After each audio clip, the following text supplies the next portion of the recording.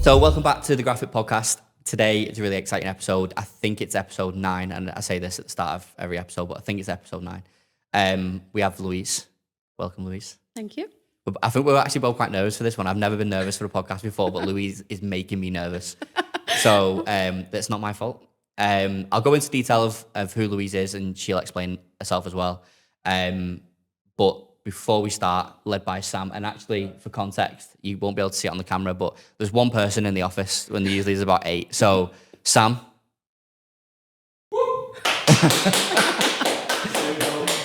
That might actually be louder than what we've done before.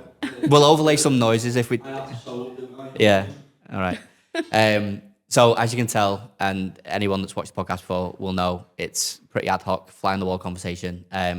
So we'll dive into everything business. There won't be a specific topic, but I just want to sort of pre-frame the whole episode before we get started. So obviously, Louise, if people don't know who you are, you're not a fitness coach. Nope. Which is different for this podcast. But for anyone listening, what we're really trying to push at the minute is trying to give inside the industry in the world that we're in, the fitness space and the health and fitness space, inspiration from outside the industry as well. Yep. For anyone that doesn't know my background, at this point, it's probably about 50-50, but I've worked outside the industry as much as I've worked inside the industry. And even a lot of the guys in our team that have got expertise in certain things, web creative, whatever it may be, I've also worked outside the industry. And we've gained a lot from that. And we've realized that the company we've built has benefited a lot from not just inspiration from inside the industry, but outside as well. So obviously when we met you, it might have even been a year ago, maybe. Yeah, and we spoke in between, probably. It's a real cool concept because you've been in the fitness space, as in you know how it works. You are mentored and helped by people in the space. You know people in the space, but you are not a fitness coach yourself. So you should be able to give us one foot in each camp. Yes, absolutely. And that's interesting what you said about looking for inspiration out with your industry. And I think that's why I came to the fitness industry for help with my industry. Yeah. I think we'll get a lot out of that. Yeah. I do think it's a massive thing that we're trying to push at the minute, purely for the fact that obviously brand is our main thing, and it's getting harder to build a unique brand. It's getting, because there's so many resources opposing that, giving you easy access stuff that is actually making you look the same as everybody else. Everybody sort of sounds the same. Everyone's message is the same, and everyone's building carbon copies of each other's businesses.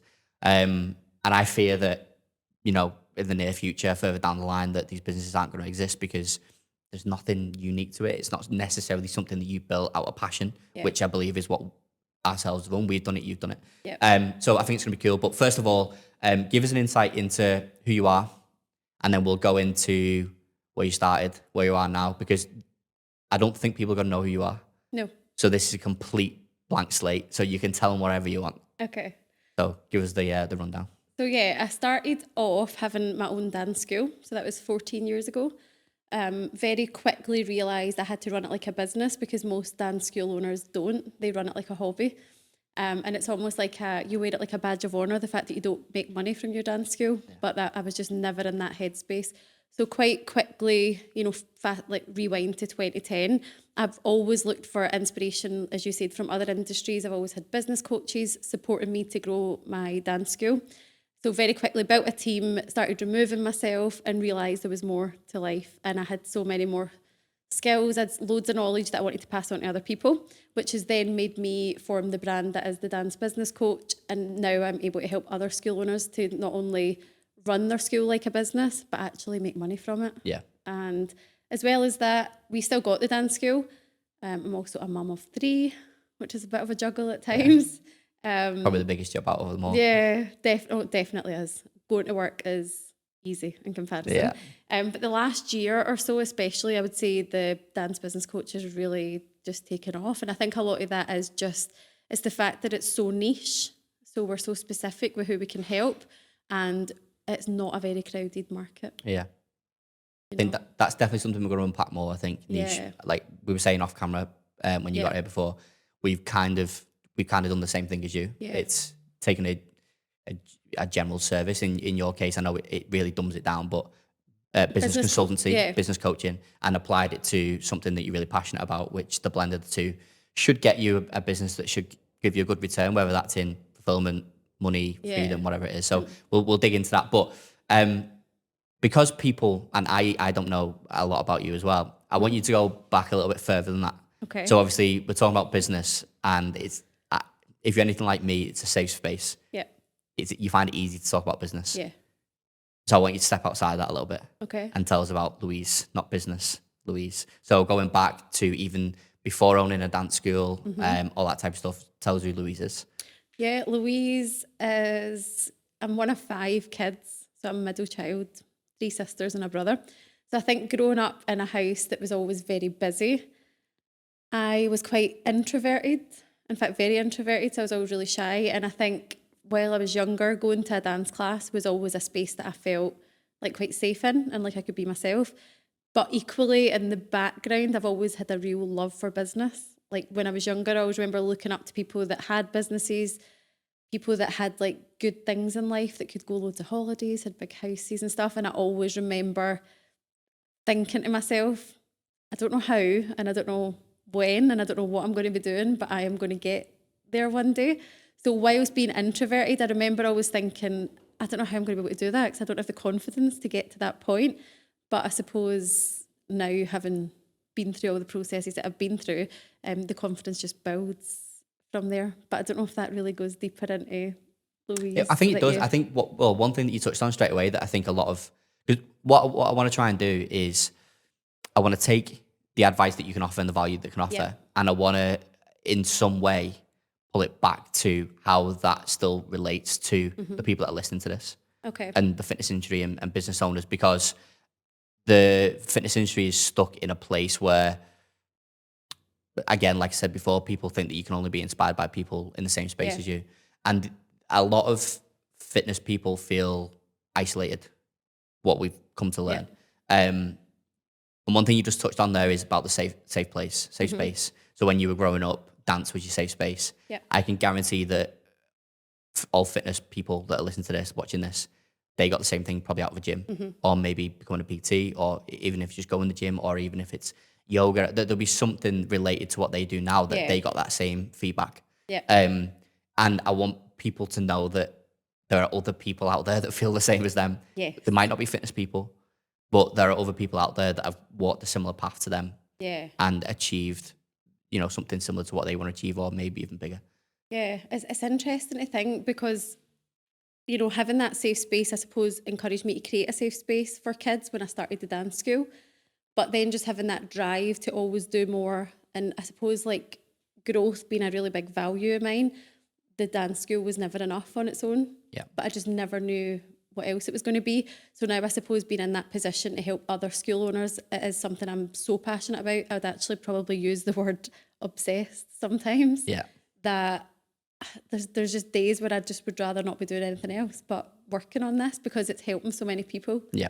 And I think just because of the fulfillment that I get from it and the fulfillment that I got from running a school, I like to see other people getting that for themselves as well. So like last Friday, for example, I was on a call with a new school that was joining our community.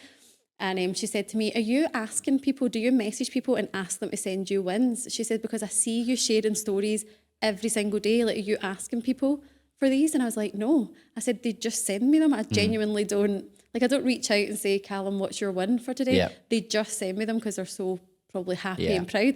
So I went onto my inbox just to give her an example of one, and someone had literally just messaged me. And I was like, there you go. That's and perfect. I started reading it out and I started crying while I was reading it on the call to her. And I think it's because, it's just because I'm just so passionate about it and it means a lot. What you're explaining there is, again, it's definitely similar to the fitness space. That's the reward slash, what's the word for it? The reward slash like the outcome, the end result of years of figuring stuff out, and still years to come of figuring stuff out. And again, one thing that if people aren't clear is the fact that you own a business school, but you're also a business dance business coach as well. So you're actually teaching other people how to do what you've done. Yeah. Again, very similar to the fitness space where you will have a coach that has then become a business mentor or whatever, and we know a lot of them. A lot of them sat on this couch. Yeah. Again, a lot of similarities. So if you could just talk us through how, when you've started your own dance school and you've talked about that mindset of being not necessarily in it for the money, but you knew that you want to make money out of it. But the general mindset around that was that people wore it as a badge of honor not to make money from it. And then how did you sort of take that to become not only successful in that you were doing in owning a dance school, but then also being able to teach other people to do it? Because they're two completely different things. Not everybody can do it and teach it. Some people can only do it. Some people can only teach it. And then we'll go from there and we'll start talking about the business side of things then. So I suppose it happened during COVID times. We had the business set up in such a way that we were fine during COVID. We had everyone paying monthly subscription style, and whereas I was seeing a lot of school owners, because obviously I'm in that industry, I was friends with a lot of people, they were struggling, like they were really negative. Some of them were still one woman, one man bands, doing it all on their own. And at that point I wasn't teaching at all. So I wasn't stressed. Like I was actually, going out for walks, feeling really positive, encouraging our dance school community, encouraging the team. And I just wasn't feeling the kind of stress and pressures that all the other school owners were. So I think at the time I was pregnant with baby number 2, and I thought, why not just start a free Facebook community group and I can help these people, because I could see they were struggling. Yeah. And it kind of just started from there. I started a free group. I remember shaking, nearly in tears before I went live in that Facebook group. I started this group and then I told them I was going to go live at a certain time. And I was panicking because I'd never done stuff like that. But I thought, I'm just going to do it, get it done. And then I kind of built that free community. I'd done a lot of free stuff for the first probably 6 months. Yeah. And it was a very difficult thing to tackle because our industry typically don't invest in themselves and their business growth. So it was very, very difficult to work on that mindset with them. And then fast forward a year later, I launched a course, launched a membership, and then it's kind of grew from there. But it all started with just a genuine urge to help people, because it was like, I know what I've done with my school and I can just teach you what I've done. Well, so at that point then, just sort of play devil's advocate. Yeah. We've obviously talked about how you weren't struggling, so you've obviously settled the business in a good way, whether it's through cash flow or whatever it may be. And then you've mentioned that you could see other businesses struggling. Then you were able to set up a free group that people bought into, albeit being free. How did you have, the authority, or how did people know who you were to even get in front of them to offer them that free group? Was it, when it comes down to you as a person, is it branding? Is it the school? Is it personal brand? Like what is it? What's the combination that you believe got you to that point to be able, obviously it's free, so you've not had to really get people to buy in too much, but they had to know who you were to be able to. And they were still showing up for Zooms and things. So like, again, when you put out something free, you don't know if people are going to show up. I didn't have any automations, I didn't have any follow-ups, I didn't have any reminder messages going out. It was like, here's a Zoom link, and 100 people were showing up. That was insane. But I think it was a combination of what you just said, probably the fact that I think I'm a decent person. Like I'm, you can kind. say it. Like, I'm kind to people. Like I'm not. I'm a decent person. Yeah. So that combined with the fact that the school, I suppose, was successful. Yeah. And we've been doing our shows in a big venue in Glasgow. It seats like 3,000 people, which again is not the norm for a dance school. I was saying to you before we came on here that when we opened our second studio, we had Ashley Banjo come up to open it. So we've always kind of done big things. Yeah. And I think then when I was offering help, people were like, oh, we want, like, why is she sharing this with us? Because again, it's not as the if norm. You should be against them or something, so you're competing with them. Yeah, because it's like not the norm. It's as if we all just kind of gatekeep our information. And I think people were probably a bit shocked that I was like just putting things out there. And because I had removed myself from my own school, I had free time. Like I had an amazing team that were teaching and running the school. So I suppose I'd got to the point that I was bored in the business. Well, to be honest, like the gatekeeping and things that you're on about is probably the reason why there were so many people struggling. Yeah. Because everyone was trying to battle the same problems on their own. Absolutely. And people just couldn't believe, I think, that someone was wanting to help them. And again, it was putting out things on socials, like I was doing case studies, so I needed 5 people. I was like, do you want to work with me one-to-one and I will help you? So I got results for them, and then that created the social proof, and then it made it easier. Compound from there. Yeah. And I think that's the biggest thing that we always focus on, is getting the results for people, because I think if you get that, the business will sell itself. I'm going to play devil's advocate again. Yeah. I agree with you. But I think there's a missing part that you've got that maybe you are.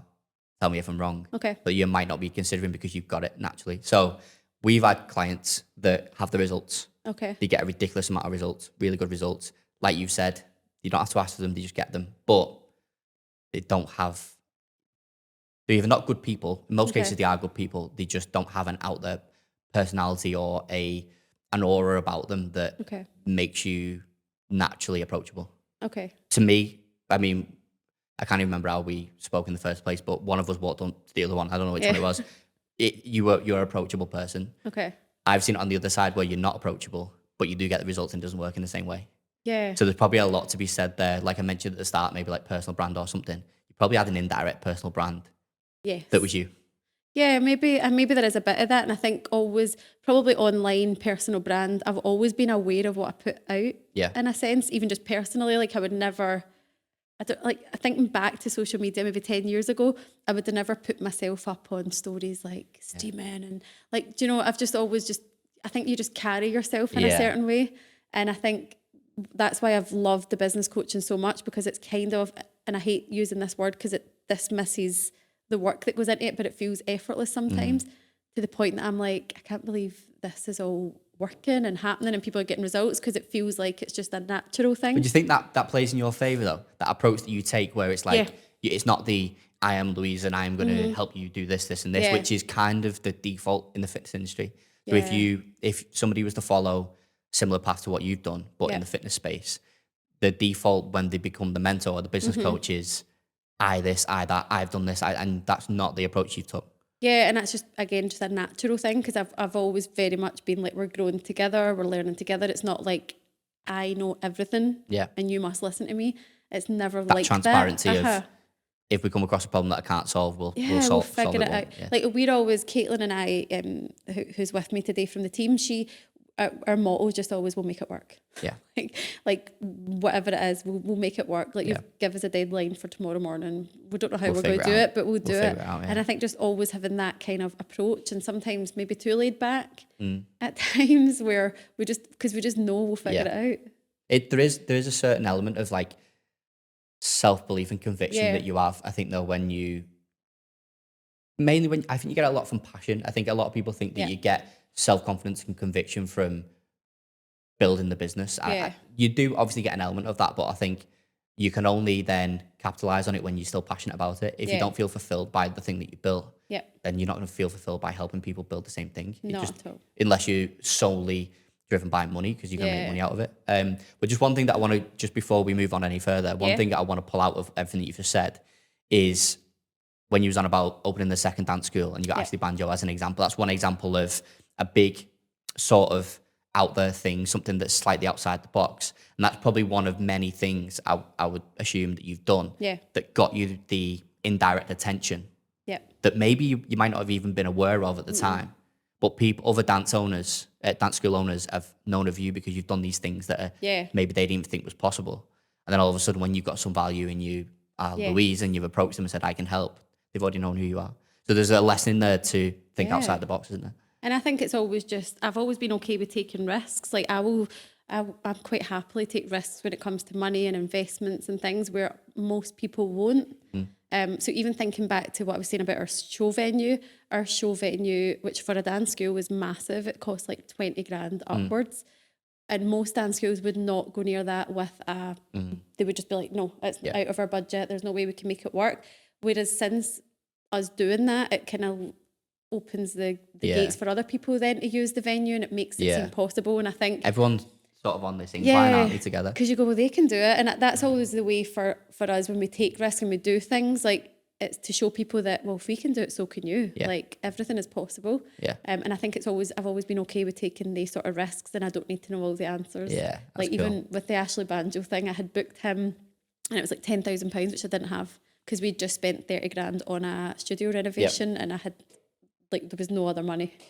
Basically, this is a long time ago. This talking about the risk that you... Yeah, so I just booked him, and then like days later I was in the bank I was like, can I get a loan because I booked him to come? And it was just, so that was literally... that was literally, I was in the bank with a man, I was like the manager, whoever, I can't remember who it was, but I was like, I need this money because I've confirmed him and I can't pay him. So this needs to happen, because if this happens, the business is going to be like successful from day one, and in a way it was, because he created like so much hype. Everyone was like queuing out the door to come in and meet him, and it got a lot of eyeballs on us, I suppose. And I didn't know really, thinking back, I didn't know anything about marketing at the time. was totally You've done that out of pure winging it. passion and Yeah. just, this would be cool. Just like, here's an idea.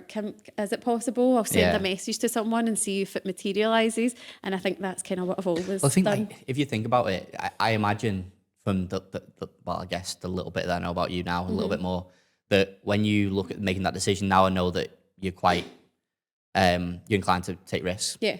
Then if in that situation you're going, well, if this fails, then yes, I've paid 10 grand and I've got to pay a loan back, but the upside's worth so much more, isn't it? Yeah, it's, instead of what's the worst that can happen, it's always what's the best that can happen here. And it sounds like you've took that approach through pretty much everything. Yeah, everything, literally. Everything. And we will always, even now, where we'll book something or we'll book a venue or something that feels a bit out of reach and you feel a bit stretched and you go, we'll make it work. And if it's whatever the worst case scenario is, as long as I can handle it, then we'll do it. I remember it was one of Phil's events that we were at. Yep. And I remember it was sat at dinner, wasn't it, the steak place? And I remember you telling me about, well, we talked a lot about you getting married in Vegas to begin with, which we could go into.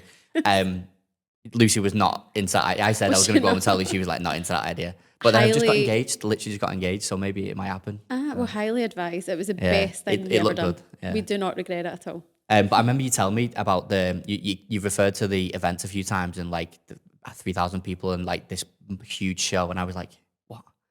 But you, like, I didn't understand that you create stuff at that scale and it's kids. Yeah, it's kids. I know, it's wild. And no wonder you have all this fulfillment and all this drive to build other businesses like that, because the smiles on the kids' faces when they're doing this and the parents must be 100%. And even when building the business coaching stuff, I'm still, obviously, when we have big events like that, I'm there, and there's still probably no better feeling than being there in the wings, like watching the kids. And also now the fulfillment from me comes from watching my team. So at these events where I used to be like a headless chicken running about doing everything, now I'm doing none of it, but I'm watching everyone and I'm watching everything and I'm thinking, you just add little details. Oh my God, this is crazy. Look at all these people with our t-shirts on and the team are all like on it. They know what they're doing. And I'm just like a spare part. How many, what are the kind of numbers for the business school? How many kids? For the dance school? So we have got... Sorry, the dance school, Yeah, no, it's fine. I think we're at about 480 at the minute. Caitlin, 480? Yeah, kids. So Caitlin would know better. Caitlin, how many kids? 487. Have you just made that up, or is it? No, Caitlin's a tracker. She right, tracks okay. She knows the details. Well, that's literal proof of what you've been talking about. Yeah, 487 kids. So it's bigger than a lot of primary schools, basically, we're managing.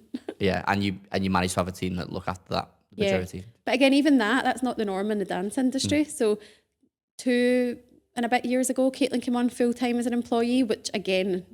Like, I never knew of a dance school that would it was always like on weekends and things. Yeah, it was like part-time, self-employed, and we were just like, let's take the leap, let's do these things. It feels scary, but let's do it. And now we've got a few employees in the team and it's, again, just becoming the norm. Right. So, yeah, 487. So before we go into the business stuff, we've talked a lot about all the great stuff. Yeah. How all the risks have paid off and it's been great. Mm-hmm. Have you got any examples of things that maybe...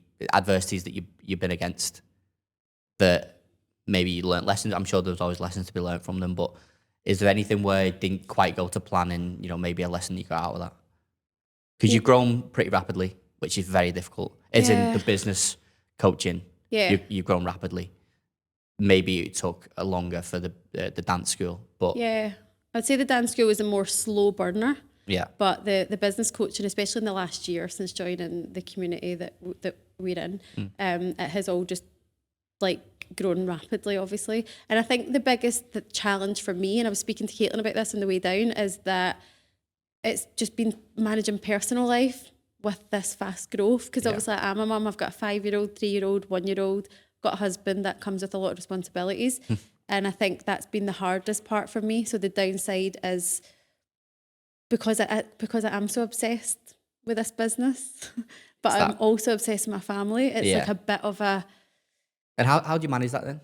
How have you found that? It's definitely been quite a challenging few weeks, certainly since my oldest little boy started school, because that's a whole other ball game. Yeah. You've got like all the apps on your phone. You're in a group chat. Yeah. There's a million things to remember. I'm in Mykonos on a business retreat and he's FaceTiming me, my little boy, saying, Mummy, all my friends have got a book bag. Where's my book bag? And I'm like, I don't know what a book bag is.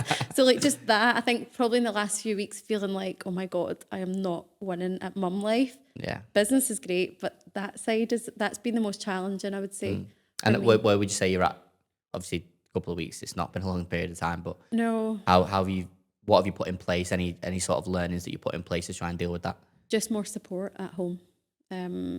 More support, more like prep meals, for example. Because even that, it's like you've been working all day.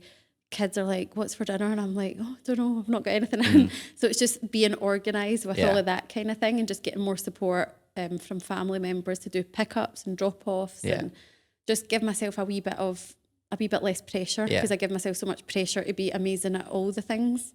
You had this success over the years, and yeah, it's just I think, but again, see with anything, I don't dwell on it too long, so I don't see something as a big mistake or a big downer. It's like, right, that's happened, just like let's sort it kind of. And it was something that Phil actually said to me the other week was like, where do we go from here? And I think even just that sentence has been helping me when I feel a bit stuck. Think about it. It's going, right, this is what's happening, but where do we go from here? Let's keep moving forward. I think obviously I listened to John's podcast. Big shout out to John. Yes. If you haven't heard much about Louise before, I guarantee that you'll learn even more than what you're going to learn here. If you go and look at John's podcast, it's the Young Entrepreneur. Young and Lazy. Young and Lazy Entrepreneurs on YouTube. I watched it on YouTube. It was great. And it was clear that organisation isn't your strong point. No. Which made me smile because it's definitely not mine either. But that's where I can see the relation you've made between not quite being as organised, but then linking it with, well, you're confident that you'll always figure it out. And it's a naivety basically, isn't it? And I'm the exact same. I can relate on that where I feel like I don't really have to be that organised. So no, I'll always figure it out. I'll never let anyone down. It'll always work out. And it'll be fine. But then there comes times, I mean, I don't have any kids, so I can't relate to that. But I can see how the first time of coming into them experiences where you thought, oh, I actually do need to be a bit more organised now. Yeah, like being a school mum, I need to know these dates I need to have these dates in the diary, whereas I am very much, which is fine for me and probably fine for you, but it's when it affects team and it becomes an inconvenience to them. For example, if they're waiting on answers and you're like, oh, figure it out, and you're just kind of floating through life because you know you'll get it done, but other people sometimes need the answers. That's where Liam comes in for me. Yeah, and Liam's the opposite of me. Same with Caitlin. Caitlin's more detailed, more organised, and I think it is just learning to accept things about yourself unless you want to change it.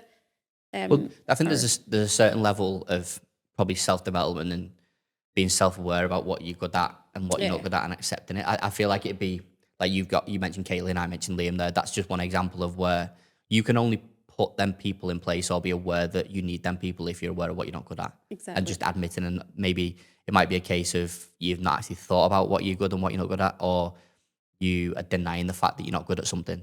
Yeah. But you would never get to that point of being able to accelerate growth with additional people if you don't know what you're bad at. 100%. And I think there's certain things you don't need to know. Like, I think some people like to know all the answers. But for me, I was telling Caitlin on the way down, I go to LA next Tuesday morning. It's like a female-only business retreat till Saturday night. I booked the flights last week. I've known about it for ages, but I only just got around to booking the flights. I couldn't tell you any of the details, where I'm staying. But it's not an issue for me just now, but it's about 6 days away. So I feel like that's something I'll think about on like Sunday or Monday. And it's kind of clear that you've sort of benefited from that mindset a lot, haven't you? Yeah. Being able to take a softer approach to scenarios. Yeah, I just think people can overthink things so much and they can get themselves anxious. And even just like my mum saying, how long is your flight? What's the time? What time do you arrive? And I'm like, oh, I don't really need to know all of that just now because it could just clog up your brain. Whereas for me, there's things that need my attention today, tomorrow. And that's kind of the way. So for anyone, just again, this is the third time I'm going to say it, but to play devil's advocate again. Yeah. I think it's good to get different questions in conversations like this because it's easy. I feel like we're quite similar in mindset. Yeah. So then we could just pat each other on the back for an hour and it'll be great and people might not relate. So I'm going to link it to financials. We generally don't talk about financials and particularly don't talk about numbers. But one thing that I do want to talk about is you've mentioned about being able to take that type of approach to different scenarios. Yeah. So whether it's, you mentioned about going getting a loan for Ashley Banjo, and that's one example. But you mentioned about being able to take a slightly softer approach to other issues, whether it's Yeah. finding answers for your team or whatever. How do you find taking that same approach to finances? So you've got a family, Yeah. husband, you clearly do very well for yourself. So financially, you probably have a lot more freedom than a lot of people. What about when there's times where you don't have that? Have you been able to deal with it in the same way? Don't have The finances. financial freedom. Yeah, I've always dealt with it in the same way. So if The bank account goes empty, you think you could just I'll figure it out. So like when your mum said, how long's your flight? What about if she said, oh, I'm really stuck and can I borrow some money? You didn't have it. How would you approach that? But I would just know that I could find it. And I know that sounds really... No, and it's actually... it's cool to It's to really break it down. naive, and it actually frustrates my husband a lot because I'm not too detail oriented, even when it comes to money. Like, I'm always just like, yeah. And I suppose the more you've got, the more generous you can be as well. Yeah. But even without having it, I always just think you can't take it with you. And I think life is for living. So money's there to be enjoyed. And I would never be like a hoarder with it.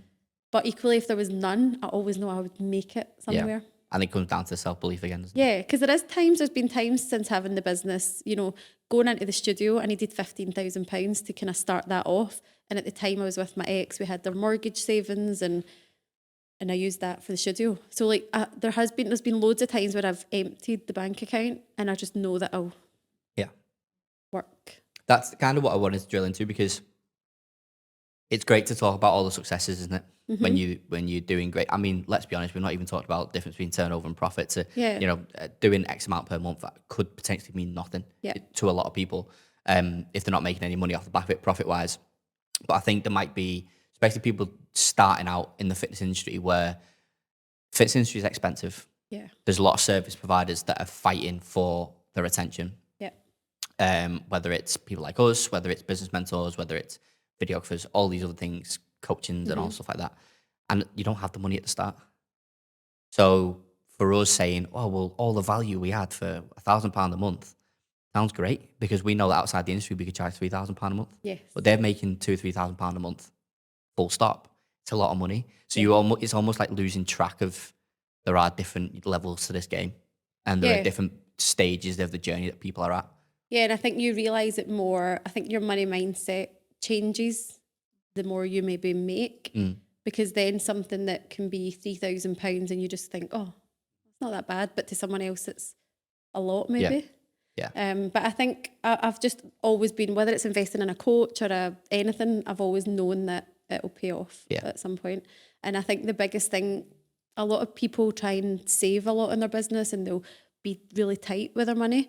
Whereas in fact, I think I would rather focus on generating more revenue and making more sales. Using it as a tool. 'Cause that's clearly what you've done, isn't it? The money that you've made over the years, you've used it as the main vehicle to get. Yeah, and you've always reinvested it back in, and it always pays off, I think, if you're willing I think to. it does, I agree. Yeah. If you're willing to do the work.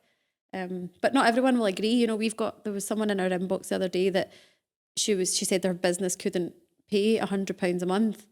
And that for me is like a place that I was never in that mindset. Yeah. So how do you deal with that? Or how do you deal with that situation that person's in? I wasn't in the chats at the time, but I think the mindset shift needs to be, if I invest that £100, maybe that'll make me 1,000. Yeah. And realising that that's going to make you grow, rather than waiting until a point that you can. Yeah. That you've got the money. For whatever reason, you don't do anything in particular, but the £100 becomes £500. Yeah. And you've not done anything to even make it move. And I think that's a lot of just maybe people not trusting in themselves. Yeah. To I make think it work. I think it definitely, I mean, I'm no expert in mindset and all that type of stuff, but I do think all of that stuff does come down to self-belief. Yeah. Because if you're going to pay, if you feel like you can't afford £100, for example, then I don't know if I can help someone at that stage. Yeah, to be it's honest. definitely a deeper realization that needs to happen, isn't it? Yeah. Cool. All right, let's talk about some business stuff. Got off in tangents. This is what happens. This is why I like it. It's cool. Let's talk about business. We're going to start with niche. I know it's a bit of a buzzword, but as I said, like we spoke about before, being on camera, and I mentioned at the start of the episode, we've kind of done something similar in that we've took what was graphic design, now it's whatever else we do. I'm not going to list them. And you've took essentially business consultancy, business coaching, and you've gone, okay, I could offer this service to everyone, all the business owners in the world, but instead I'm just going to focus on dance skills. Yeah. We've done the same in that we took, let's say, graphic design, for example, website design, and we've gone, we're just going to do it for fitness people. Yeah. Why did you do that? And obviously, you're a business coach, so Yeah. coach me. Why would you do that? What are the lessons of it? What's an example of how people can start doing that? Maybe not even in dance specific, maybe not even in fitness specific, Yeah. but if you're a business owner, how do you come to find a niche and understand all that? Well, the obvious reason for me is because I've known how to build a dance school, so I've got experience in that, and I feel really confident talking about it. Like, I know how it works, and we've still got the dance school, so we can test everything and we can try it out there. So I feel like, if I was to go and help a product-based business, I'd maybe feel like a bit of a fraud trying to help them because I don't have experience of that. I know a lot of the same principles apply, but I'm really confident in our industry, basically. And I suppose where you benefit from having a real niche is you become known as that go-to person. So in our industry, we're part of like community Facebook groups and whatnot. And there's a couple other ladies that do similar things. But whenever someone asks, can you recommend a business coach? A lot of people will recommend me because I'm known in that industry. We spoke about this in the past, haven't we? Yes. That was probably one of the first conversations we had. Yeah. So that was something that you were trying to figure out at one point, wasn't it? So it's like, and I've got friends that I've got photographer friends and different friends, and they'll say, oh, why don't you do a mastermind for all businesses? And it's like, then you would just be like everybody else. You just kind of become vanilla. And surely that conviction wouldn't quite be the same, would it? No, I stood up in front of, let's say, 100 dance schools, or being stood up in front of 100 business owners. Surely your conviction is going to be... Absolutely. But what gives you that conviction then? Would you say it's down to the fact that you've been there, done that, you've got the passion for it? Yeah, I think it's the lived experience. I don't so much have a passion for the dance school itself now, like for building hours too much. That's not where the passion is. It's the helping the business owners. But I think it's just the lived experience. It's that whole, like, I've walked the walk kind of thing that we talk about. I just feel like it's more authentic coming from that place. And I think the best thing about the niche is just becoming such a go-to person in the industry. Like, so many people in our inbox are like, you've helped my friend, you've helped, I've been seeing all your results, I've been seeing this, and a lot of people are coming to us, whereas if I was just a generic business coach, I'm up against it with however many other. If somebody's listening to this and maybe they don't have, I'm going to put you on the spot a little bit now, maybe they don't have like quite a clear cut either past or something they've done in the past, or maybe in something that they feel passionate about, but they have got a skill and they know that they can help people and they want to find a niche. Everyone's telling them to find a niche. You need to be niche. You can't do it for everyone. How would you go about that? I suppose it would be figuring out what you're an expert in. And people don't always think they're experts, but I suppose a definition of an expert for me is somebody that knows more about a subject in a room than most. So if I come into a room like this, I know there's not many of us here, but I'm probably going to know the most about the dance industry and about running a dance school. And I think if you can think about that to your knowledge, like, what do you know most about than your typical person, and how can you tie that in with something that you're passionate about? So for me, I feel like I knew a lot about dance schools and I was passionate about business, so it made sense. Put them two together, And it was all very much a natural evolution, which is why it's kind of felt effortless. But if you were maybe in the fitness industry and you're thinking, I want a niche, I think what puts people off is they think there's not going to be enough custom out there for them. And they think, I'd rather just go for a large pool of people, but actually you're better just becoming a known person in a certain space. Is that what, give us a couple of more observations then. So obviously you've been in rooms with lots of fitness people. And you're not necessarily in the fitness space yourself. So what would be some observations that you've made on the fitness space when it comes to niching and comes to the problems they have when they're trying to find out who they want to work with, that maybe either you've solved yourself or maybe you've had the same problems, or maybe even they don't even exist in your industry? The ones that I've seen in this fitness space, again, maybe this is just me assuming, but from the conversations I've had and from what I've heard, the people that niche tend to be the most successful. And again, obviously how you define success is up to you, but the people that have that niche within the fitness industry seem to be like dominating that market. And a lot of the other ones that are all generic are all fighting for the same customers. So whether it is like, oh, I'm a high performance coach for a male business owner and I help you get in shape, like that's the go-to person. Yeah. They're not just For going to that go to thing. Joe Yeah. Blogs. Like, you know, Well, I guess it comes down to the messaging, doesn't it? yeah, it's the messaging, and I think it's if people have the lived experience to some extent. So if it was a fitness coach and they're selling a certain product, but they're not in that shape themselves, then I don't think it's authentic. Well, it'd be like you trying to teach people to build a Dance skill, and I've never done it. Or it's failing. Yeah, so someone that's saying they're going to help you get a six-pack or whatever it is, if they didn't have that themselves, I don't know. Questionable. That's just, but not everyone will agree with that, but that's my take on... I don't think anyone can deny there's not an element of truth to it. I think everything's subjective, isn't it? But I agree with that. I think the best niches that we enjoy working with is we call ourselves a fitness brand specialist, so we work with every corner of the industry. Yep. But I always love working with coaches that are offering the service based on, sometimes it can be a health problem that they've had, or some kind of life experience that they've had. That's usually the most powerful niche, because your messaging is so natural. Yeah. There's like, I know you'll know, I won't mention by name, but I know you'll know him from being in the rooms that we've been in. He's got a health condition, and he's got a huge audience based off, he has blended health and fitness with the life altering, issue that he had. And now everybody that has that issue goes to him. He's the only person they would ever go to. Because why would you go to anyone else when he gets it? Like he understands it. He knows your problems. He knows your challenges. And I think that's the thing as well in our space, in the dance business coaching industry. I never need to ask people what their challenges are or what. We just know. Yeah. So we don't need to say, what are you struggling with right now? And help us get some content ideas, because we know the struggles. Yeah. And I think it would be the same in that instance. I know who you're speaking about, where he knows what it's like to live with that. Yeah. So he's not having to make it up or go and ask them, what are you struggling with right now? He just knows. It's a different conversation. And I think that's the difference. And it's coming then from an authentic and genuine place. Yeah. You're not false and you're not fake, because people then wouldn't want to buy into that. Yeah. So what, moving on to your actual, obviously we talked about sort of niching, so that's when you found your audience. This is the boring stuff now, this is the business stuff. So we figured out that that's how you found the niche that you wanted to work with. Obviously you've been in and around different coaching groups, so I guess you would have kind of knew some kind of blueprint of what you need to deliver to offer this advice to actually, make it easy to consume and stuff. Yeah. Take us on a journey of how you've actually built your program. Yeah. How did you know what you needed? Is there anything that you've tried to do that failed? Is there anything that's been your most successful addition in terms of deliverables? Yeah. So the first thing we started was 2.5 years ago now, and it was a low ticket offer. So at the time it was £39 a month.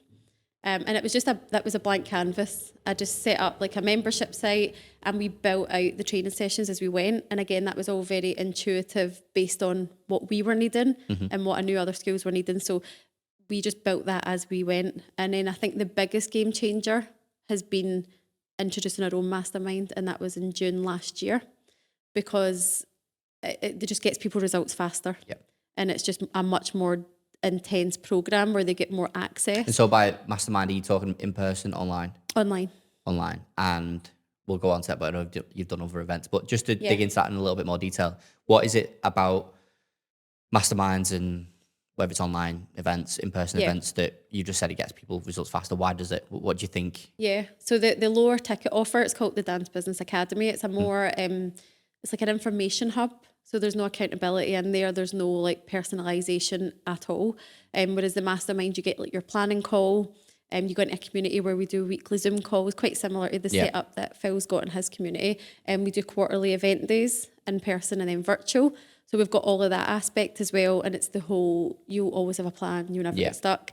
Whereas again, the lower ticket is more of an information hub. So I think that's the difference with it. And as well, when people invest more in a program, they're more likely to take it seriously and do the work. And I assume then, as you've built higher ticket, which we'll go on to, you've then got the upsell and the downsell, haven't you, between the two? How have you found then getting over those initial barriers of, like you mentioned, the first time you went live in the Facebook group? Yeah. I'm assuming you would have had a similar experience the first time. All of a sudden, you've got multiple people that are continuously looking at you for advice. It's no longer COVID. It's no longer a free Facebook group. People are paying money now. So what were the barriers that you had to overcome to do that? Barriers, see when we started the mastermind, we sold 10 spaces. I limited it to 10 spaces because I wanted to make sure I could get those results. I didn't want to have 20 or 30 people in a group and then give them a shit service where they didn't get results. So we limited it to 10. And to be honest, that process was a lot easier than I thought it was going to be. But I think that was because they'd been in the low ticket offer for about a year at this point. So they were already getting results. We already had that connection with each other. They trusted me. So when I went to them with this bigger offer, which was scary, terrifying, going on sales calls, which is something I'd never done before, and people were on the call saying, yes, sign me up. That was like, whoa, I didn't think this was going to be as easy as it was. But the biggest challenge is just people trusting in the programme. And what it's unheard of. Yeah, it was unheard of at the time. Certainly now people are less sceptical because they can see other people's results. But again, it's still that risk of investing money in something. And just to mention as well, like someone being in a low ticket program, say any less than 60 quid a month, 70 quid a month for a year, that's some good going. Yeah. Like that's not easy to hold people on a low ticket program for that long. And then to be able to, for them to actually get the value out of that 12 months where they want to spend more money, that must be testament to the support you've actually given them. I would imagine you probably over supported them to begin with. Potentially. I mean, and I think it's because we have genuinely got a great community. Yeah. So our Facebook group is very active. It's very engaged. People help each other now, especially. So the lower ticket Facebook group, I think we're at over 250 people in there. The price has gone up since it started, obviously, because that was like the founding members price. But they answer each other's questions and they help each other, and it's a very engaged community. Is there anything that you think's been the core driver to that? Because I think that it'd be the same in any community, but specifically in the fitness industry, that's one of the biggest struggles that a lot of coaches have, or gym owners. I think it's easier for gym owners, I think, slightly than online coaches. But what have you think's been the core driver to produce a Facebook group, for example, where people do answer that it's a dream? Isn't it? So for people to answer their own questions and actually be thriving. So what is it? The dream. I think what's happened since I launched the group 2.5 years ago is I've gone live in it every single week, pretty much without fail, for 2.5 years. Guarantee people aren't doing that. Yeah, pretty much. Caitlin will testify to this. Every Monday at 10 a.m. for the last 2.5 years, bar the odd time, when I was at my wedding in Vegas, I took the week off. That would have been a good life. I know, it would have been fun, but I actually considered it, which is pretty sad on my part. So your husband was like, no.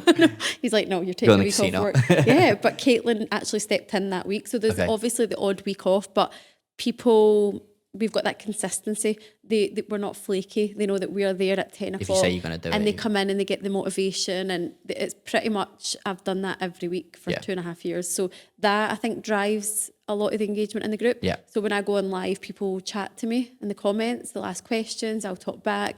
And it's that chance they'll answer each other in that as well. It's almost like the catalyst then, isn't it? It's that sparks all the conversation. I think that has helped because it keeps the group alive. Yeah. Like it's not just a dead group that's just sitting there. People do come in and ask questions and they get the answers that they want. Yeah. So if nobody else answers them, myself and the team will. Yeah, that's cool. Yeah. I didn't expect you to say that. Did you not? No, because I even mentors, business mentors, have sat where you're sat and I've asked them the same question and they can't give you a straight answer. They'll always say like, being active in it, consistent, like similar to what you just said, not being flaky, not dropping off, not disappearing for a week after speaking every day. Yeah. So there are some actionable stuff, but nobody's ever been able to give me a black and white, this is what I've done. And I think that's genuinely been, one of the core drivers. Yeah. I mean, I don't know if that's the answer, but that's... Well, it's stands subjective out. Again. All right, it's worked for you. You can stand by that it's worked for you. Yeah. You can almost guarantee it'll work for other people. It might take a bit, it's not going to happen overnight, but I don't think there's anything in that would tell me it's not going to work for other people. No. And I think it's just that telling people you're going to be there on a certain day at a certain time. So we're Monday at 10 a.m. I was on that with a 1-month-old baby sitting, and so we're always showing up. But see, that to me just backs up the point that I made earlier in the episode where I talked about having the results and not having the approachability. Yeah. Where you have both. That's an example of where you have that approachability. You've not thought, I'm going to have my baby on this because people are going to think they're cute and it's going to get loads of engagement. No, she just needs fed. She just needs, I've got a life. Like, I'm the same as you. Like, I'm also a business owner that's a mum. Yeah, and that helps as well. There's a lot of mums in our community for sure. Yeah. So I think it's nice to feel that we're not all struggling alone being mums. That's a powerful group. Yeah, we can joke about it and a few of us mums will be on like feeding at the same time and it's very much like it's not like we're strictly business here. And again, that's probably an outcome of working with the people that you want to work with and knowing exactly who you're working with. It all ties in. This is kind of where we're going with the conversation, because there'll be a lot of things now that you're coaching other businesses. There's you probably walk the path a lot of the times and maybe walk the path backwards, or you've gone, oh, well, when I achieved this in my business, it was, now I can think, oh, it's probably because of that. It's probably because of that. So I'm sure you've done a lot of that. But then in these conversations, I find that just naturally you start walking the path of, oh, well, actually, like Facebook group, well, what's got you, has anyone ever asked you that before? No, and I've never thought about it. But now you think about it, you go, oh. But when you said it, I think that's the one thing that we have always had going on in that group. And we've had 2 training sessions a month and 1 members check-in a month on Zoom. And again, that's happened every single month. So I suppose it's just been a mix of that and encouraging people to share their wins in the group as well. So like, use this group to celebrate yourself. Don't think that it's all questions and challenges and problems. Like, come in and share your win, because it's going to inspire I think other people. It's a good point in that, because we had the training. What? Oh, no, we're past the butty van, aren't we? 11:30, we used to have the butty van that goes past as well. We just leave it in, fuck it. What does it do? It just stops. Oh, it's like a jingle. It's like an ice cream van type thing. And it sells like butties and that. Yeah, we don't have that in Glasgow. Nobody goes to it, but it's dead expensive. Rather just go and spend 20 quid at Five Guys. But yeah, I completely went off subject then. Tangent. But, consistency. I think, the consistency and stuff of it. Sharing wins. I think a lot of people, when they're trying to build a community, or they've got a Facebook group, for example, and it's just tumbleweeds left, right, and centre. Straight away, it's like, oh, I'm going to ask them what the problems are, and people are going to tell me the problems. But I guess, and I think there is an element of that, because people share problems and it helps more than one person and stuff. I get it, but wins, they're not just for sales, are they? No, definitely not. And it's to let people. We try and encourage people to stop and celebrate their wins, because it is so easy to just go, oh, tick that off, let's move on to the next thing. So I think people feel proud of themselves as well, and they like celebrating the wins. And sometimes in the early days, if people messaged me that something great had happened, I would say, that's amazing, love to see it. Can you post it into the group? Yeah. And there would be a wee bit of them thinking, oh no, am I bragging? But it's like, no, you're going to inspire other people, that if you've done it, they can do it. Yeah. And I suppose it's just creating that culture in the group. Yeah. I think that's a difficult part. Culture is a key thing. We speak about it a lot. Culture is a massive thing for me personally. Yeah. But like, you've got a great culture in here, and I can feel it just coming in. And that's the point. And that feels great for you to say. That's exactly what we want people to feel when they come in, without us having to say, what do you think of our culture? Like, you don't have to say that. But for me, it's more expensive, obviously, and you can relate to having a dance school versus having a dance coaching business. Yep. Bricks and mortar is more expensive. Having team salaried is more expensive, but it's much easier to foster a culture than being online. So I'm conscious that I talk about culture a lot, because we're doing a good job of it naturally. But I've also got bums on seats all day, and we've got really great people that naturally build a culture. So when you employ people that are maybe remote, or they're not in a building with you, they're not in an office, they're not in a dance school, it's harder to do. Definitely. So in terms of culture then, obviously we talked about the community side of it, but how would you start to figure out what you want your culture to be, or what would be the first steps to be able to say that you've got a good culture if it's online, if you've got an online business? Again, the funny thing for me is I never went into this thinking this is the culture I want to create. I think it should be in yourself. And I suppose at the dance school, we've always encouraged, we are very much like equality, and we're here to build confidence, have fun and all of that. And we're a non-competitive dance school. And I suppose naturally those... What do you mean by... So there's a lot of dance schools out there that will compete. So their kids will go and dance and perform, and they'll be up against other dance schools. So for us at our school, we're not that. Okay. So we are like fun, confidence building, non-competitive. And I think naturally those values have spilled over to the community without realising it. And it's dead interesting to me when people feel like they know you because they've been in your community for so long. And it's nice, but I don't know how to put it into words, how we create that. I think it's just by being it. And sometimes when people do recommend us in the Facebook groups, like I was saying, we'll get tagged and all of that. They always say that it's just such a nice vibe. Yeah. It's a friendly and it's a welcoming atmosphere, but I can't put my finger on how we do that. I've done a lot of work on culture, and to be quite honest, by the way, I completely agree with what you said. the first step to fail in building a culture is trying to build a culture. Yeah. It doesn't really work like that. It is. I take a lot of inspiration from sport. Like I'm a big rugby league fan. Yeah. I know football is obviously powerful in culture as well, but rugby league in particular, changing room culture, club culture, I take a lot of inspiration from that. And I've took a lot over the years from playing the sport into what we do now. So I completely agree with that. I think you summarized it perfectly where you said it's being it. I think that is where you said you don't have the answer. I think that is the answer. I think it's being Just being. you. It's Yeah. if you feel like, let's break it down. Right, if you believe in yourself, you know that you've got the expert skills to deliver a service. You get results. People like you. People buy into who you are. You care about your family. You're looking after your family. Yeah. You're a good person, You're which normal. is what you said at the start. You're normal. You're relatable. All right, them things aren't a culture, but the vibe and the aura that gives off, and the impact it has on other people, and then the actions it makes them do, that is the culture. That's true. Because then you have a group of people that are all aligned. Yes. And essentially, culture is alignment. You can walk in here and you can see the way we speak to each other. Yeah. And maybe the freedom might be one thing, or all the senses, the look, the smell, the feel, everything, and it's alignment.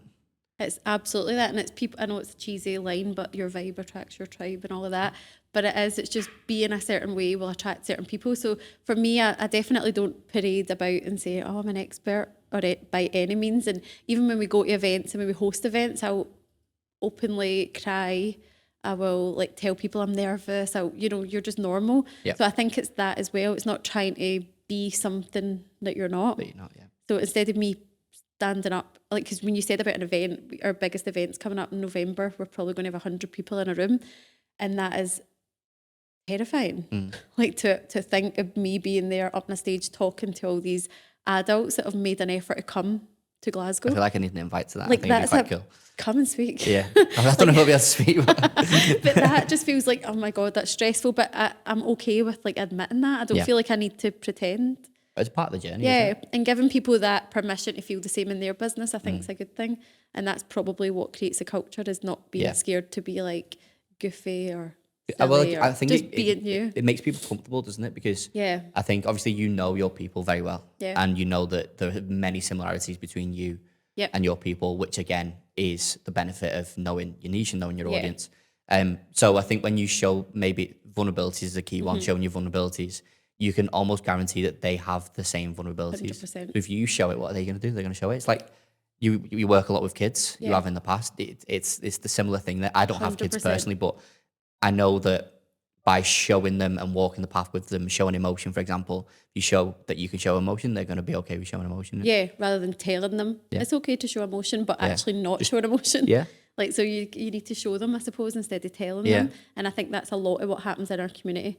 And just being okay with just being like silly. And I've seen it before online where you want your clients to be people that you would have a drink with. Yeah. And that's definitely what we've got. Well, I think that's the difference between being a teacher versus being a coach or a mentor. I know it might not be as much in your industry, but obviously you'll know from the fitness industry, the word mentor is like a bit of a dirty word now. Like people try not to use it because some people are trying to do what you've said that you wouldn't want to do. So it's the building a good business and then flip into, I've done this, I've done that, and not showing the vulnerabilities, not showing you being the people, being a people's person type thing. So, and they call themselves mentors. So all of a sudden people are like, oh, I don't want to be a mentor anymore. I'm going to call myself a business coach or a consultant or whatever. But I think that's the difference between being a teacher versus a coach or a mentor, in that you're not just telling them. You just said there about children, for example. Don't just tell them and then not do it yourself. By showing them that you do it yourself, that's mentoring someone or coaching someone to do it. Rather than teaching them to do it. Like, kind of just leading by example, I suppose. Yeah. And we actually get called, quite a lot of people call us a cult. I don't know if that's like, I don't know if that's a good thing or a bad thing, but I mean. The word has like bad connotations, but all it means is like you're a really tight knit and you're all aligned. That's basically what it means. Obviously, some of our ladies, when we went on the retreat, got matching tattoos. Really? Yes.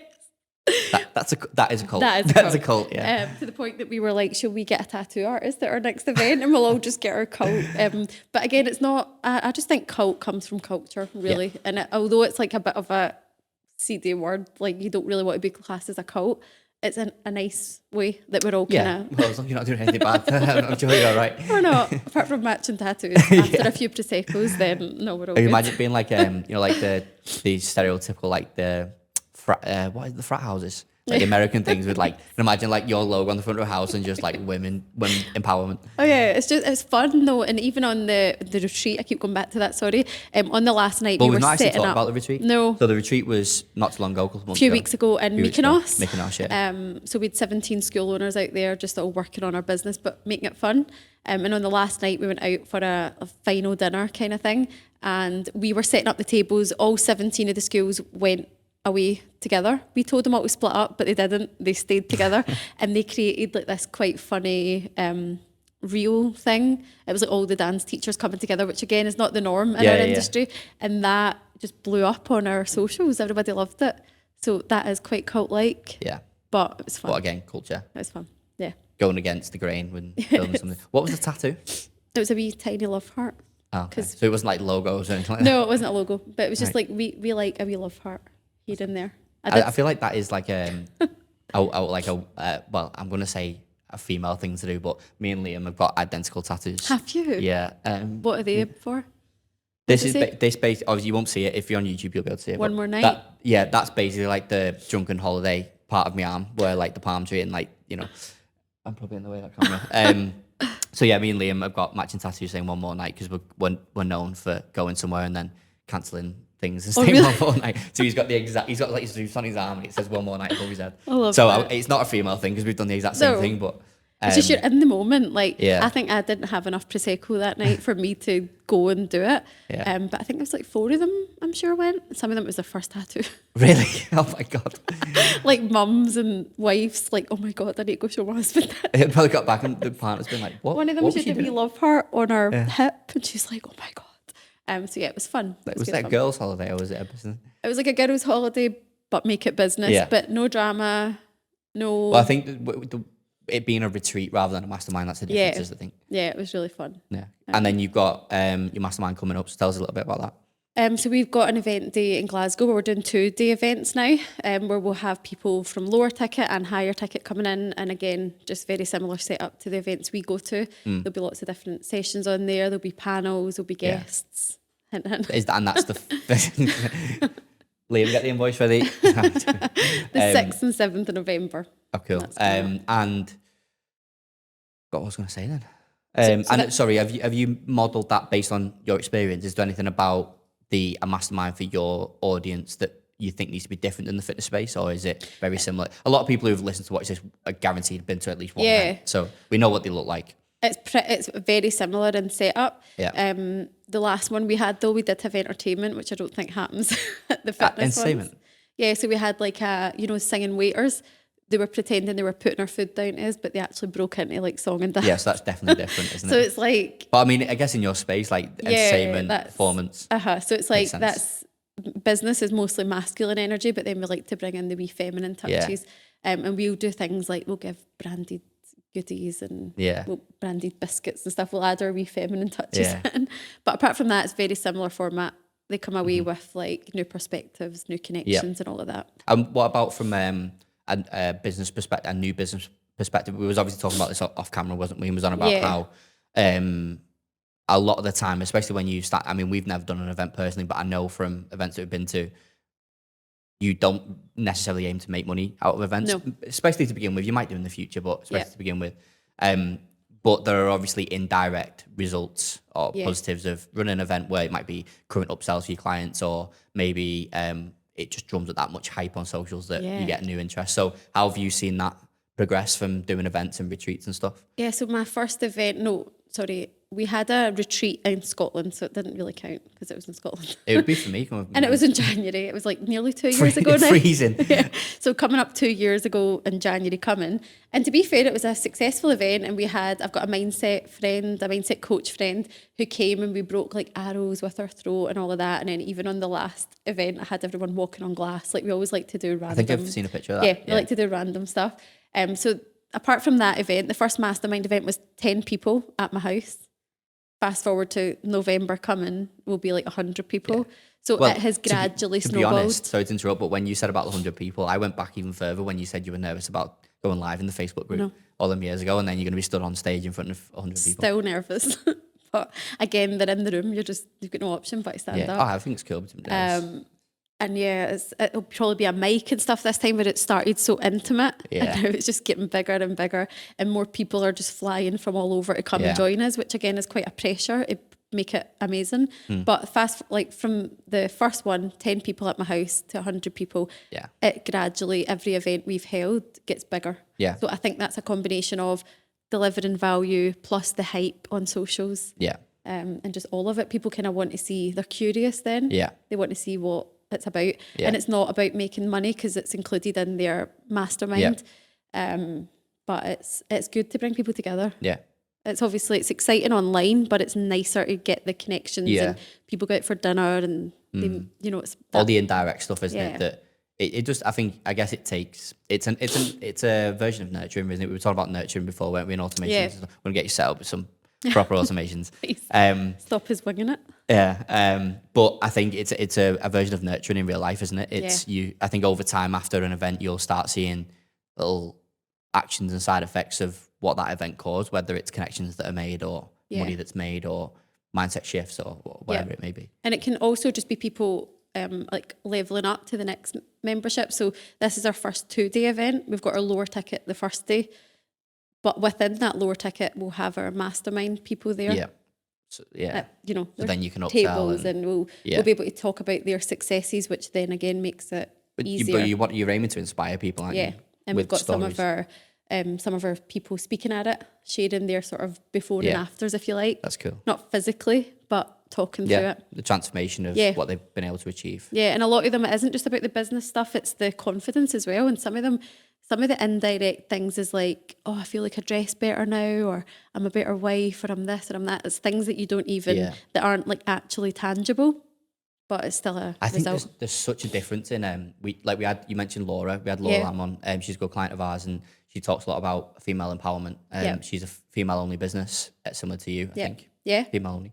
And she talks a lot about female empowerment. I just think there's so many deeper thoughts and deeper work that women go into than men do. Oh, really? So I think the thing that came into my mind then was when you was on about someone that said like I dress better and like that confidence boost that women get. I feel like men don't think about it as deeply as that when I feel like they should. I think there's so many benefits that men, particularly in business, brush to aside when they've been at things like events or they've been around people that really inspire them, where they'll take a couple of little inspirations from it, but they don't really sit there and think, I'm inspired by that person, right? What is it that inspires me? I think women are a lot better than that. 100%. And just being able to admit that, like, and that was never something I thought, that someone was going to start dressing differently because they're around a certain community, and that's not ever something that you can track. You can't really say, I went from this amount of money to this amount, or I've went from this amount of time working to this amount of time off. Yeah. It's a hard thing. It's not all just data, is it? It's not all just... it's a hard thing to grasp. It's more of a feeling. Yeah. And again, people feeling like they belong. I suppose that's been something I've heard a lot recently. They'll come into the community and feel like they're not good enough. But then once they're around it, they believe that they like you said, it's really hard to summarize that, isn't it? But I guess, again, going back to what we said in community and culture, I guess that does that for you, doesn't it? Yeah, I think so. Absolutely. And what's happening for us is people that are maybe with other people in our industry, in this niche, they're seeing what we're doing and they think this is more aligned to them. So it's been quite nice to disrupt this market a little bit. Have you seen, from all the people that you come across now, have you seen any shift in people doing what you've done but for other passions or industries? So where you've sort of coupled your passion for business and the fact that and I guess your passion for the dance industry as well, and you combine them two. Have you seen anybody else do something similar? Yes. So the retreat I'm going on next week in LA, there's a girl there that does similar in the nail industry. Right, okay. And she's really blown up on socials, and I've never met her, but she's in that community that I'm inside. So I'll meet her next week.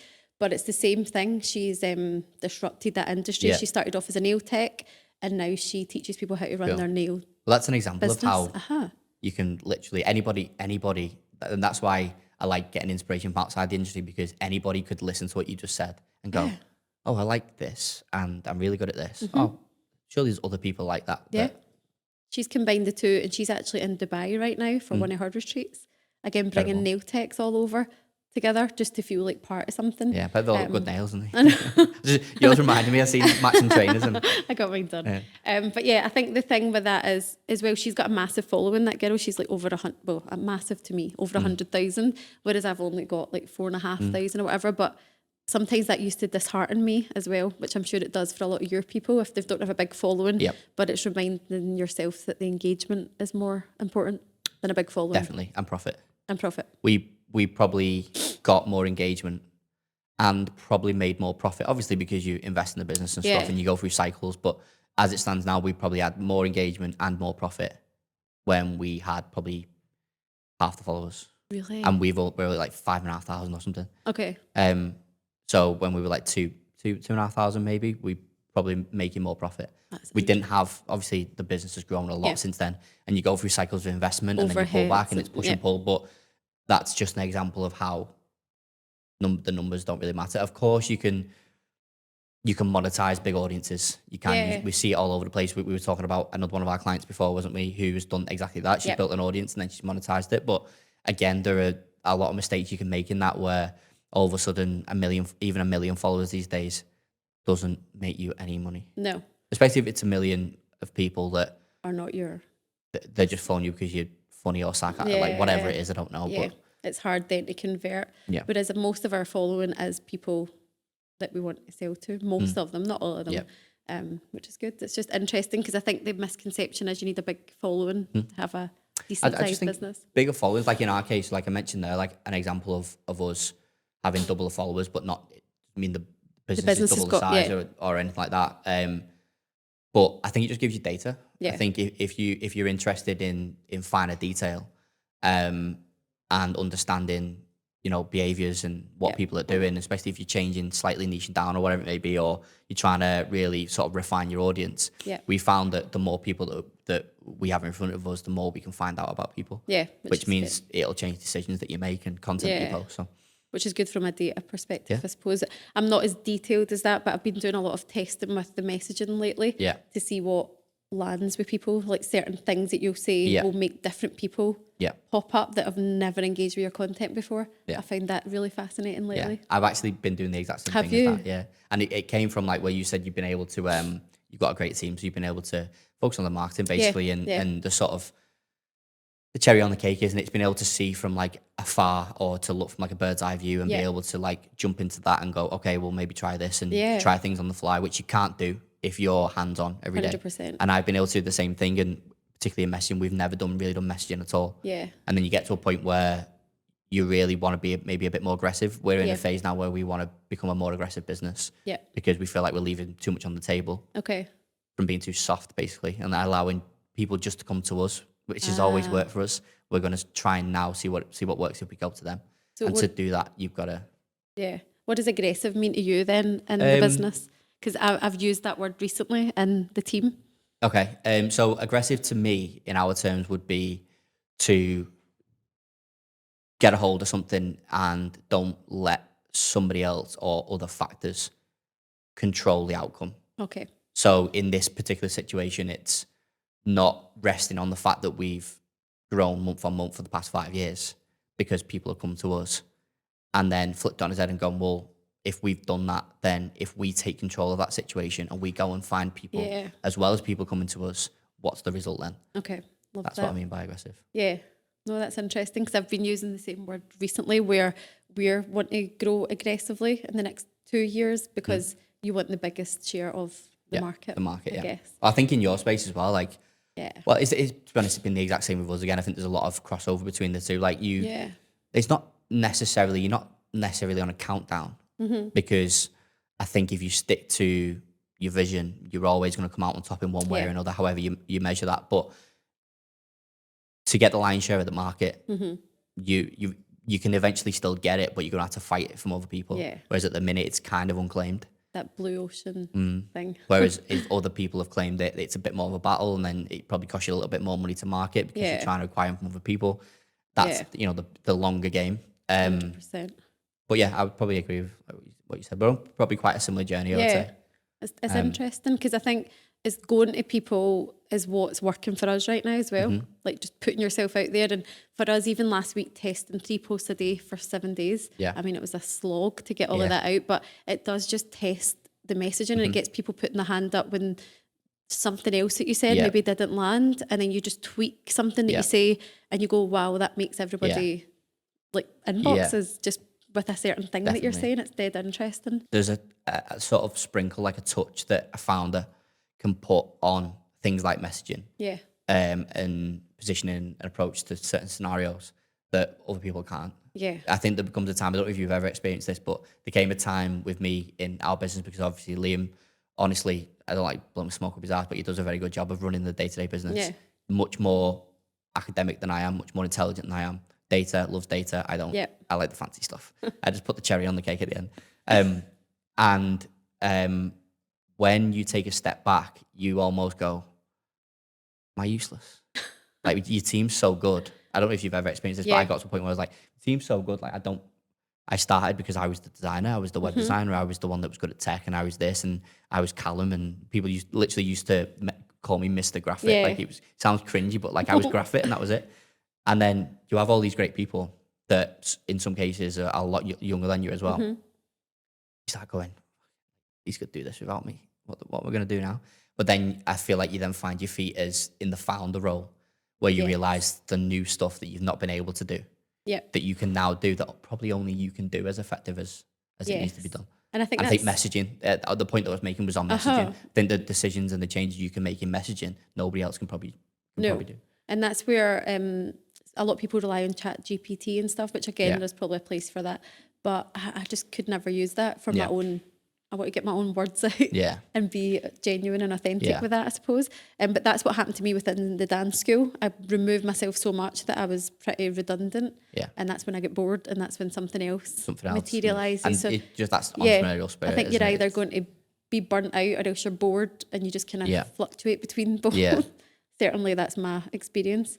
So with the, we'll sort of come to the end now anyway, but just on messaging, because I think I've been doing so much work on it. It's really like at the peak of my interest at the minute. How do you plan to scale it? So you're on about growing aggressively over the next 1 to 2 years. I don't know why you're laughing. I don't know what you're going to come out with now, but and we just mentioned there's a certain touch that a founder can put on messaging and language that probably other people can't do. So you put them two together, then you're essentially in a position where only you can do something in the business, which is single point failure, which is going backwards. So how do you plan to be able to take that you're doing now and scale it?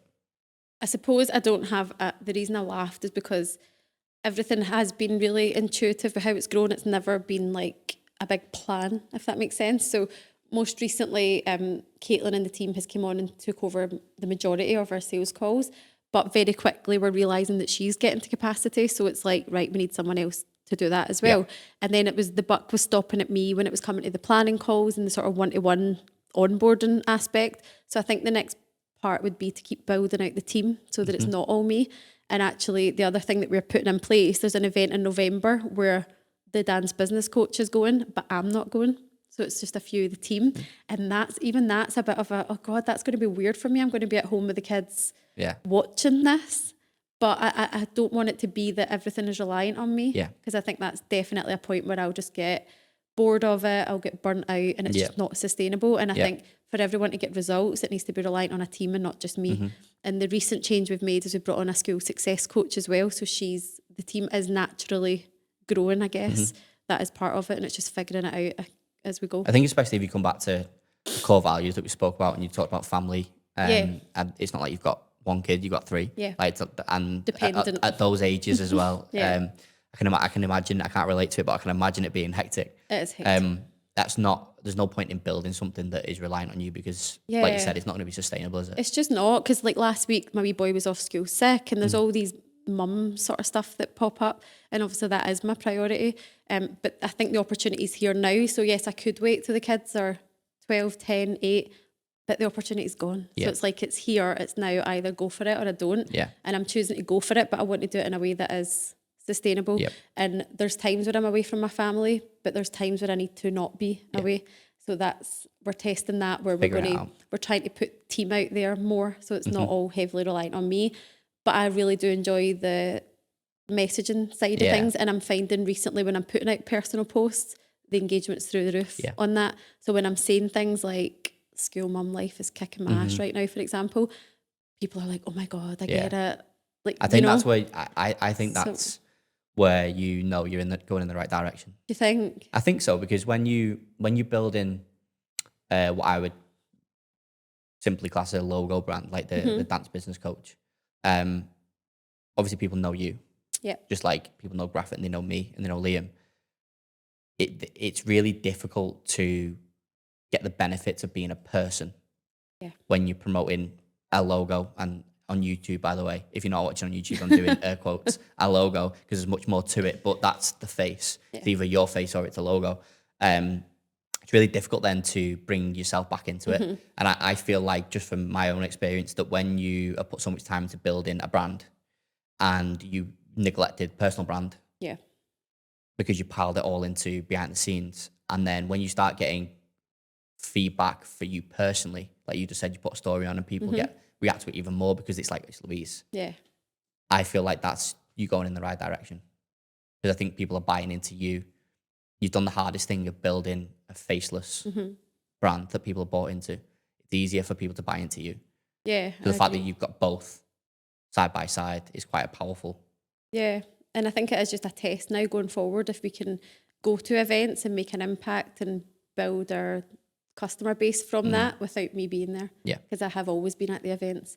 But again, what I'm teaching inside the community is we don't want to revolve our dance skills around us. So again, it's practice what you preach. Yeah. So I can't remove myself from that, but then revolve everything around me and this. Yeah. So it's trying to get the balance of that, where you're there and you're still the personal brand, but also you've got a team. And it's happening more recently. We noticed it as well earlier, where people are writing, "Hey Louise and team." Little Thanks. wins. Yeah, Little it's just wins, like, thanks Louise and team. And I know it's a very small thing to people, but even for us, I'm like, oh, they know it's not just me. Yeah. I Which is think it's a nice. nice, like, respect booster, isn't it? Yeah. Because they're doing that because they respect the work that the team are putting in, and not That's just you. what it Which is. is to think that, and for me, that's where when I said before about getting inspiration from, like, team sports, like I use rugby as an example. I always refer to there being a coach and a captain in the team. Yeah. And I've always wanted to be the captain, not the coach. Yeah. So that makes that feeling so much better when people respect your team as much as they respect you, because that's what a captain gets. Absolutely. Because there's nothing worse. Like, we had it in the dance school where people would dismiss a team member's name on an email and be like, "Hey Louise," or "Thanks Louise." And it's frustrating. It's frustrating for the team, because they're like, I've just done all that bloody work for you and you're thanking Louise and it's not her. So I think it's nice for me to see people respecting our team and thanking the team. And they always say, like, how much of an amazing team they are. And it ultimately falls solely your responsibility to either put them out there or don't. Yeah. If you could choose to not push your team out there. Yeah, no. We've started doing it, much to the dismay of the team. Sometimes I'll just pop up a wee picture of them and they're like, God, what are you doing? But I think it is important, and it's good for their growth as well, because they're getting themselves out there. And Caitlin will also be speaking on stage in front of 100 people. Could have pulled her on the podcast, shouldn't we? We should have. Caitlin, do you want to come sit on the couch? I feel like I've mentioned your name enough now. God. Hey, I tell you, we haven't She's got an integral part of the school and also the dance business. Yeah, come over here a sec. Why Can you not? move the camera to the right side? I'm going to ask you a question. You can Caitlin use Louise's mic. We've never done this before, so Jack's going to fume at me for doing this. But we have been up since 4:30 this morning, by the way. So okay, we're so tired. this is going to close out. So this is Caitlin, by the way. You can say hello to the podcast. Hello. Okay, so we'll do this to finish off. I'll ask you both individual questions, and you both got to answer. Okay, so Louise will. Which way is the camera? Both. Okay. Okay, Louise. From a founder's perspective, give me, and we would have covered some element of this throughout, but just give me one clear challenge that's been the biggest challenge for you to overcome since starting your business. Forever. Like, Forever. And the whole time. Biggest challenge is always, it's hard to put into words again, but every time you do an event or do something amazing, it's like, shit, the pressure's on to make the next one more amazing. I don't know if that's definitive enough. Yeah, I think it is, yeah. So It's like like new after- levels, new devils, isn't it? Yeah, after every show and people go, it's the best one yet. And I'm like, Yeah. oh God, how are we going to do that Yeah, next are year? we going to beat that? So it's probably that pressure that we just keep putting on ourselves. Yeah. And how do you feel like you deal with that?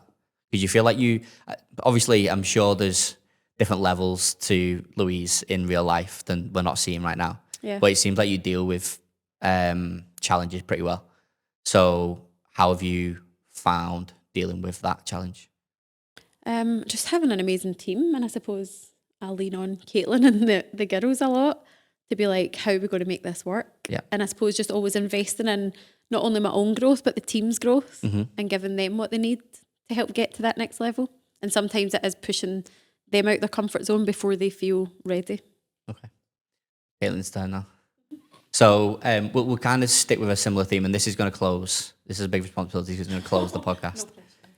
Heart is pounding. So since, because obviously you went full, was it 2 years ago? Full time 2 years ago?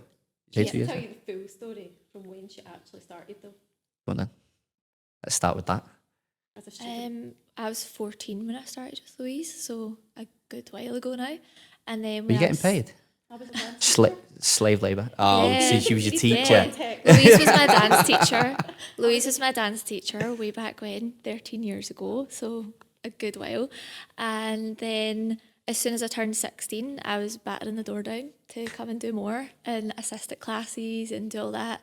Did my teacher's exam, and then it was a really natural progression, I think, going from like teaching one day and then all the way up. And then as soon as I left college, I would say probably as soon as I left college, I came full time. Yeah. And then 2 years ago was when I became employed, and then studio manager. And then, it just, once this started, it was more and more. So But now on the business. the business coach side of side, it. yeah. So since, we'll go from the start of 14, we'll go from the start of time. Yeah. Give me the biggest win or the biggest, the proudest moment you've had, maybe the biggest progression you've had in something, or the thing you're most proud of since working with Louise. And then once you give me the biggest win, I want the biggest struggle that you've had. The biggest win, probably when she asked me to be studio manager, because I think it's something that I just never thought would like happen. It wasn't really the done thing, I suppose. In dance schools, it was always just like, you're just a dance teacher and you come and you point your toes and you go home, but it's so much more than that. So I think being able to do that and then step into the role to actually manage the team and do all the parts of the role that I now have, I would say that's probably the biggest win. Biggest struggle, probably the fact that I have to step out of my comfort zone every single day. Like being sat Right on this now. couch. Right now, like do that. But I suppose it's just something that I'm used to now, but I would say it's still a struggle having to do things like this. And she'll just go, oh, do you want to just come to Liverpool and we'll just have a meeting on the train, and just like random stuff like that. That's probably the biggest struggle, but fun struggle. Yeah, fun. Well, but I think, just to wrap it up then, I think that was quite cool, by the way. I think the common thread, just for me to summarise it, I think the common thread through everything, and it's just amplified it because Caitlin's been the exact same, is everything that you do seems to be different. It seems to be, there's no limitations. You don't really start at the baseline of what everyone else is doing. You just completely smash through that, and it's created a different lifestyle for you, different things that you're experiencing right now.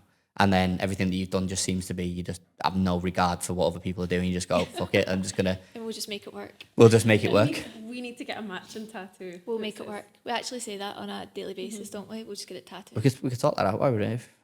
Shall we? I mean, the reason I'm saying that is because we've got another big opportunity with one of like the big leading gyms in the UK.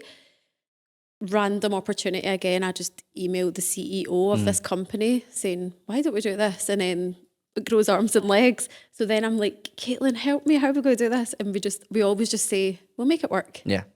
We don't know how yet, but we will. And I suppose that there is never a limitation. I don't think we ever think anything is not possible, which is a curse and a blessing at times, because sometimes I need to be pulled back down. Don't we? But yeah, it's good. It's Cool. fun. Okay, so just to finish then. So I'll just summarise. So I think for me, being sat in this seat, I think if there's anything for business owners in general, but obviously everyone's going to be predominantly fitness based that are watching this or listening to this. If there's anything I've took from Louise today, which I already kind of got the feeling, but it's just kind of confirmed it, is to just go for it. Go for it, and don't, like I said, just don't have too much focus on what other people are doing and the way that other people are doing it. You can learn things from things like that. You can take inspiration from things like that, but there will be a way that you can do it that is your own way of doing it. And I feel like Louise and Caitlin and the rest of the team, obviously, whom I'm yet to meet, take a real positive approach to business. Business doesn't all have to be bad.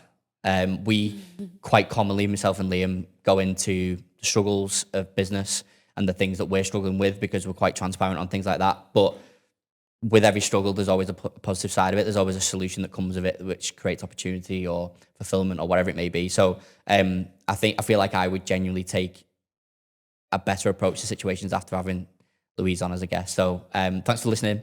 As always, if you're watching or listening, if you're watching, I think you would have got a better experience out of this because you would have seen Caitlin. So make sure you hop over to YouTube and have a look at that.